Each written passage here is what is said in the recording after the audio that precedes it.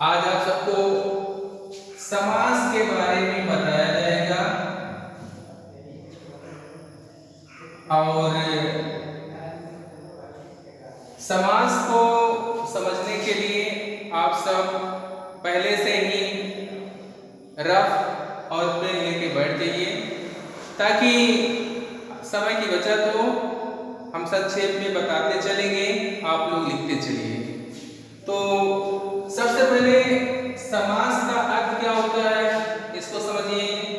समास का जो शाब्दिक अर्थ होता है उसे हम लिख रहे हैं संक्षेप। समास का शाब्दिक अर्थ संक्षेप होता है, ध्यान दीजिए और इसे आप लोग नोट कर लीजिए कि समास का शाब्दिक अर्थ क्या होता है। इसे लोग पूछ सकते हैं या पेपर में भी आ सकता है कि समास का शाब्दिक अर्थ क्या होता है। अब दूसरी बात, परिभाषा, कोई इसकी परिभाषा पूछ सकता है कि समास की परिभाषा बताइए। तो समास की परिभाषा समझिए, दो या दो से अधिक शब्दों के मेल को समास कहा जाता है। कहने का मतलब ये है जहां पर दो या दो से अधिक शब्द, दो या दो से अधिक शब्द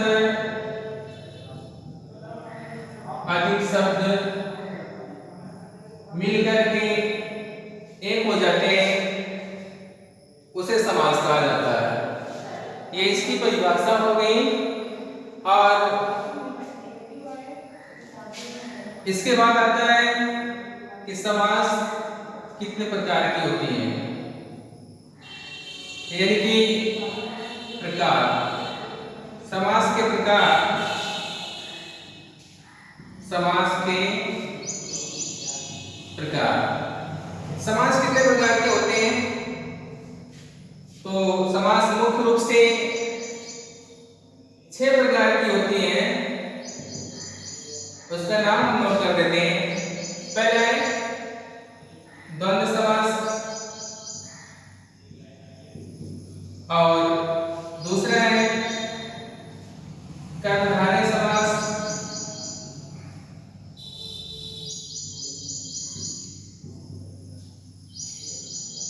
तीसरा है बहुब्रीहि समास,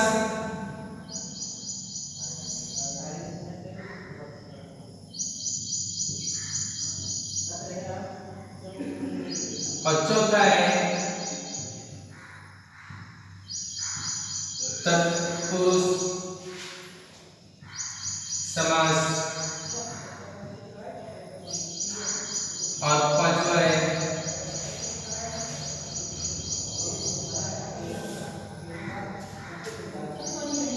द्विगु समास,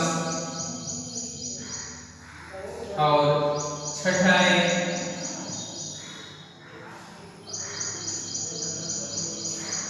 अव्ययी भाव समास। तो समास को मिला के 6 प्रकार की होती है। एक बार और समझ लेते हैं। पहला है द्वंद्व समास, दूसरा है कर्मधारय समास, तीसरा है बहुब्रीहि समास, चौथा है तत्पुरुष समास, पांचवा है द्विगु समास और छठा है अव्ययी भाव समास। तो कुछ इसमें इंपॉर्टेंट शब्द है उसे ध्यान दीजिए। ये कभी-कभी पेपर में आ जाते हैं शुद्ध अशुद्ध शब्द के लिए, तो आप लोग द्वंद्व देख लीजिए किस प्रकार लिखा गया है, बहुब्रीहि किस प्रकार लिखा गया है और द्विगु किस प्रकार लिखा गया है। ये 3 इंपॉर्टेंट है। तो ये समास के प्रकार हो गए। अब आप सबको एक-एक समास की परिभाषा और उसका उदाहरण बताया जाएगा, आप लोग ध्यान से समझिए। और जो चीजें आप सबके समझ में ना आती हो उसे तुरंत नोट कर लीजिए और हमारे पास कमेंट करिए इसी नंबर पे कि ये चीजें हमें नहीं समझ में आई, किस तरह से ये समास विग्रह में आएगा या ये समास कौन सा होगा। यानी कि समास के बारे में जो भी चीजें आपको ना समझ में आए उसे तुरंत इसी नंबर पे कमेंट करिए, हम उसे दोबारा बताने का प्रयास करेंगे।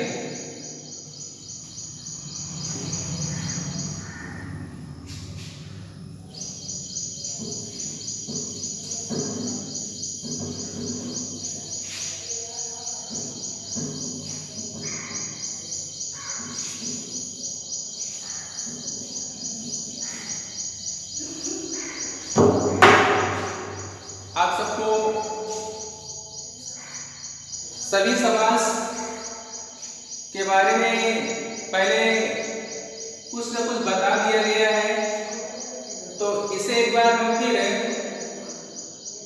दोबारा संक्षेप में बताने का प्रयास कर रहे हैं। 5 समास आपको बता दी गई हैं, तो जो जो बता दी गई है उसे हम एक बार फिर संक्षेप में बता दे रहे हैं, आप लोग समझने का प्रयास करें। पहला है द्वंद्व समास। द्वंद्व समास, तो द्वंद्व समास किसे कहते हैं, इसकी परिभाषा आप समझें। द्वंद्व का अर्थ होता है युग्म या जोड़ा,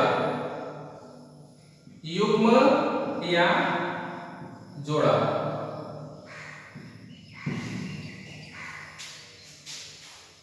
जहां पर दोनों पदों का अर्थ प्रधान होता है और विग्रह करने पर और तथा अथवा आदि शब्द आते हैं, उसे द्वंद्व समास कहा जाता है।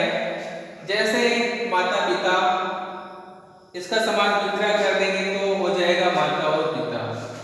भाई बहन, इसका समास विग्रह करेंगे तो हो जाएगा भाई और बहन। तो ये संक्षेप में इसकी परिभाषा थी। अब दूसरा है कर्मधारय समास।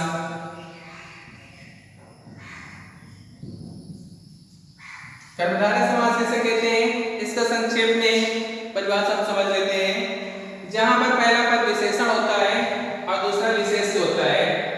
पहला पद होता है विशेषण और दूसरा होता है विशेष। वहां पर पहला पद विशेषण और दूसरा विशेष्य होता है, वहां पर कर्मधारय समास होता है। जैसे नील कमल, इसका समास विग्रह करेंगे तो हो जाएगा नीला कमल। और तीसरा है बहुब्रीहि समास। बहुब्रीहि समास, अब इसका हम संक्षेप में परिभाषा समझ लेते हैं। जहां पर न तो पूर्व पद प्रधान होता है और न उत्तर पद, बल्कि कोई अन्य पद प्रधान होता है, वहां पर बहुब्रीहि समास होता है। जैसे दशानन, इसका समास विग्रह करेंगे तो हो जाएगा 10 है आनंद जिसके, अर्थात रावण। और चौथा है तत्पुरुष समास। तत्पुरुष समास, अब इसकी परिभाषा आप लोग संक्षेप में समझ लीजिए। जिसमें द्वितीय से लेकर के सप्तमी विभक्ति तक के चिन्हों का लोप होता है, उसे तत्पुरुष समास कहते हैं। और इसका उदाहरण है राजपुत्र। अगर इसका हम विग्रह करेंगे, समास विग्रह करेंगे तो हो जाएगा राजा का पुत्र। और पांचवा है अव्ययी भाव समास। अव्ययी भाव समास, इसकी परिभाषा है जिसका पहला पद अव्यय होता है और दूसरा पद संज्ञा होता है, उसे अव्ययी भाव समास कहते हैं। जैसे यथाशक्ति, अगर इसका हम समास विग्रह करते हैं तो हो जाता है शक्ति के अनुसार। तो कुल मिलाकर के ये 5 समास आप सबको पहले ही बताई जा चुकी है और इसे हम एक बार रिपीट करना चाहते थे ताकि एक बार आप सबके दिमाग में ये सारी चीजें फिर आ जाएं। अब जो कुल मिला के छठे समास है उसे हम बताने का प्रयास कर रहे हैं। आप लोग रफ और पेन लेकर के बिल्कुल तैयार रहें और तुरंत उसे नोट कर लीजिए ताकि समय की बचत हो और जो भी चीजें ना आए उसे भी नोट करते रहिए। जो चीज ना समझ में आए तुरंत हमारे पास इसी नंबर पर कमेंट करिए। तो छठी समास है द्विगु समास। द्विगु समास अब इसे आप लोग थोड़ा सा विस्तार से समझें, इसकी परिभाषा और उदाहरण। द्विगु समास किसे कहते हैं? जिसका पहला पद संख्यावाची होता है, जिसका पहला पद संख्यावाची। बहुत ही आसान समास है ये। अब संख्यावाची का मतलब क्या होता है? जैसे 1 2 3 4 5 6 9 10 11 12 इस तरह से गिनती संख्यावाची शब्द इस समास के स्टार्टिंग में रहते हैं और समूह या समाहार का बोध होता है। इसकी परिभाषा समझें। जिसका पहला पद संख्यावाची होता है और विग्रह करने पर समूह या समाहार का बोध होता है, उसे द्विगु समास कहते हैं। अब संख्यावाची कैसे, आप लोग समझिए। जैसे एक उदाहरण है चौराहा। अब इसमें संख्यावाची शब्द कहां पे है? तो चौ, ये 4 पे औ की मात्रा, चौ माने होता है 4, तो ये संख्यावाची हो गया।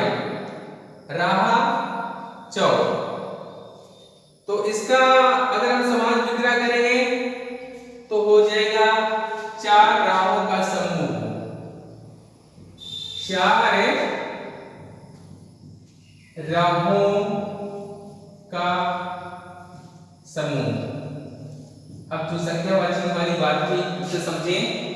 संख्यावाची 4, ये संख्यावाची आ गया। तो जहां पे पहला पद संख्यावाची हो और समूह या समाहार का बोध होता हो, उसे द्विगु समास कहते हैं। जैसे उदाहरण में चौराहा। अगर इसका हम समास विग्रह करेंगे, ये शब्द है और ये समास विग्रह है।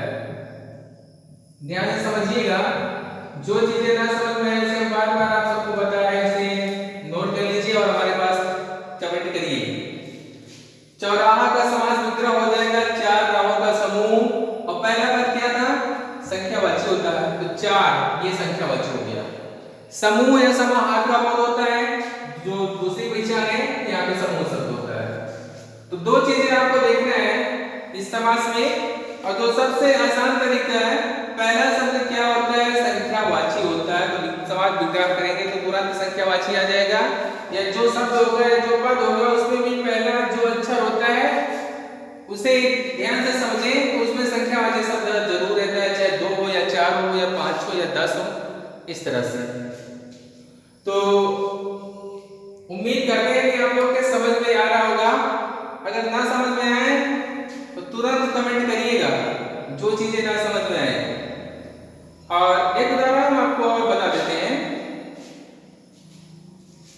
ताकि आपके समझ में जो चीजें ना आई हो, इस उदाहरण से और भी क्लियर हो जाए।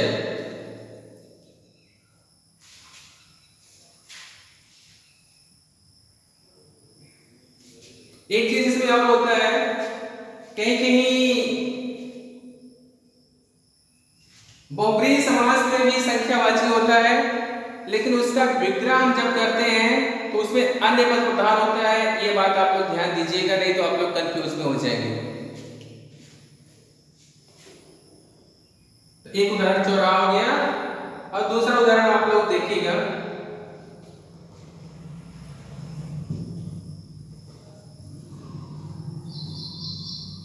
पंचवटी।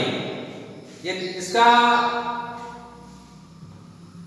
समास विग्रह सबसे पहले देखें